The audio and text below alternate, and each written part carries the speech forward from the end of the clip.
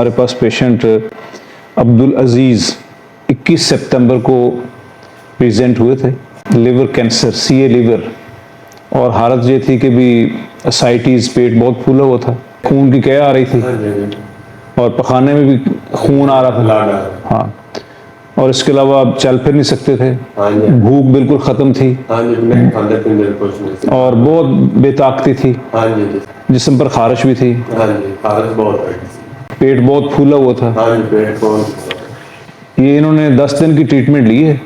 इनका अल्फा फिटोप्रोटीन 585 और पिवका लेवल 2 593 और लिवर में मास था तकरीबन 10 सेंटीमीटर।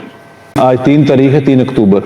ये मेडिसिन ले रहे हैं और जो खून की क्या आ रही थी वो भी ठीक हो गई, पखाने में जो खून आ रहा था वो भी ख़त्म हो गया और पेट का जो पेट फूला था वो भी नॉर्मल हो गया। उसके बाद चलना फिरना शुरू कर दिया और अपना भूख खाना पीना नहीं, कोई चीज नहीं खाता था और माशाल्लाह थोड़ी बहुत याद चीज खाना। और पहले से नहीं, इन चंद दिनों के मेडिसिन के इस्तेमाल से काफ़ी फ़र्क पड़ गया।